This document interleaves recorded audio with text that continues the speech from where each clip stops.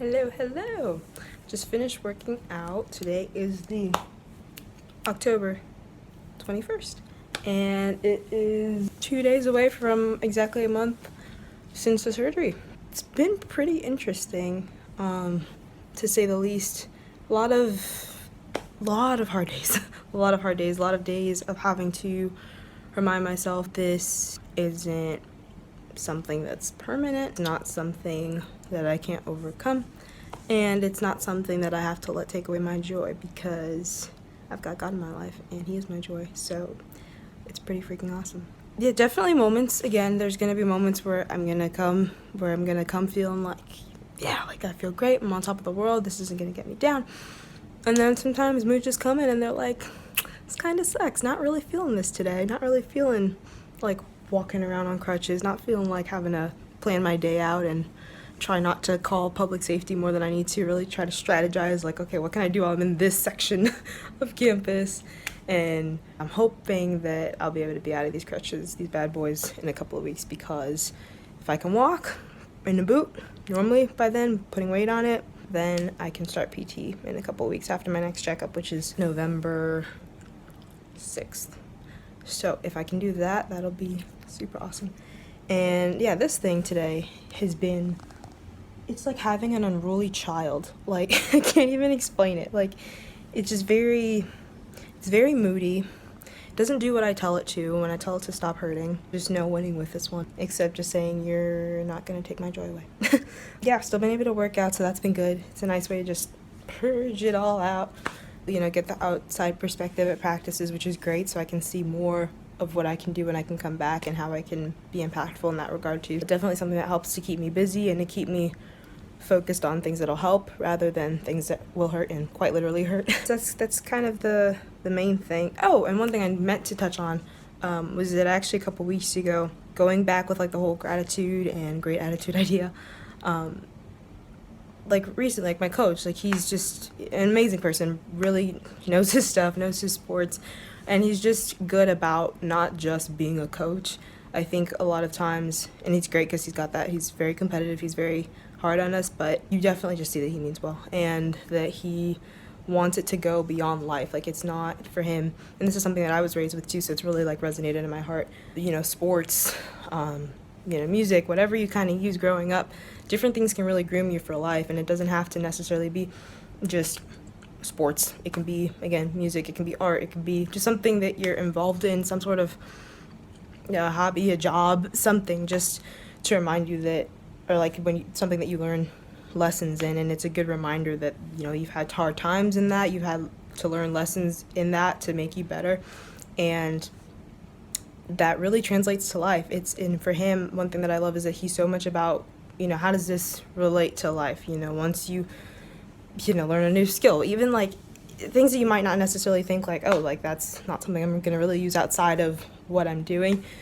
It's very beneficial, and I've seen it benefit my life a lot. Like, even growing up, having really hard conditioning days with my dad, who's a trainer, he's a sports and fitness trainer, and I've had lots of days, lots of Wednesday mornings before school, getting up at 5, getting to the beach 5:36, and throwing some kettlebells on the beach and freezing relatively speaking, freezing Santa Monica, 50, 40 degrees on the beach, and having to warm up and not really feeling warm until we were pretty much done with throwing a very cold metallic kettlebell. Even drawing back to that, having knots in my stomach before doing that workout, because it was a very mentally challenging, physically challenging, which made it even more mentally challenging of a workout. And it was something that I would literally get anxious about, and if I had to do it after school and I knew I had to do it after school, I would be reliving it and over and over and over until I just got there and got done. So even that, and that alone has taught me so many lessons, from learning to not focus on the thing until I have to actually tackle it. So that took years of practice, and just learning to stay calm even through it. Like, I can't hold my breath, be tense about it until it's done. Like, I have to relax. That's the only way I can get it done, is if I relax, keep myself calm at least as I'm doing the movement until I get it done, and then I can, pass out in my mind mentally as I'm trying to throw my arms up and just be super glad that it's done, and take my recovery jog when I'm ready to about throw up. So it's it's all good and it's all really connected, and I feel like that's another thing that's just been really helpful for me. Anyway, going back to a couple weeks ago, my coach had called me as well as everyone else. He calls in and check on us every now and then just to see, how we're doing outside of volleyball. He gets that we gotta practice, 6 days a week, sometimes twice, like including like workouts, just different things like that. We gotta do film, we gotta do that. So volleyball, it takes up a lot of our lives. For me, I'd say volleyball and academics, they're right there. They're very different in my life, but volleyball is super prevalent in my life. But school does come first. But yeah, volleyball's really prevalent in my life.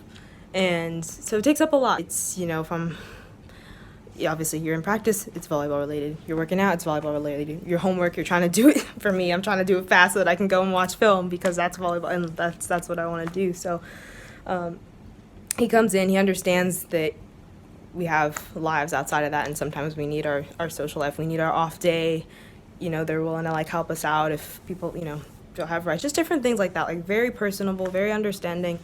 And so yeah, he calls and like checks in and like even just reminds me that like yes, like I come to practices and stuff, but while of course he's in his practice mode there, but for me not to feel like outside of that I can't, go up to him and if I'm having like a difficult time with the injury, just like with anything, like he makes himself available to us. He reminds us of that a lot, which I think is amazing, and that's something I've never had personally from a coach before outside of my dad, but also he was my dad. So to have a coach who's not family related and at the highest level that I've ever played volleyball before, it really is something that I'm like dang, like this is really, really nice. Like this is just another one of those great things that I can be grateful for and have gratitude for and really appreciate, and things that I can hold on to along the way, especially during, again, this challenging process. And even after the process is over, be able to reflect and think back like, man, like not just think, oh man, that was a hard time when I was waiting to come back, blah, blah, blah. Like I wasn't sitting around, I was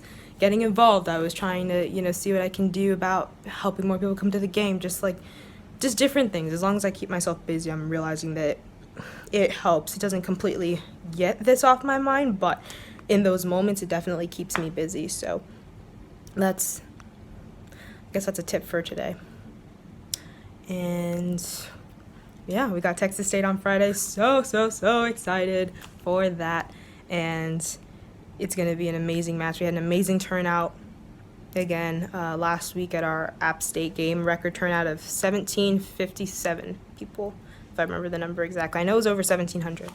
And it was amazing. We had athletes from all teams coming, and we had students. I'm sure we even maybe had some frats and sororities come, and we're looking to bring them in again this weekend, along with some other organizations on campus. So it's been great. Much love. We appreciate all of you guys who came out. So yeah, till next time.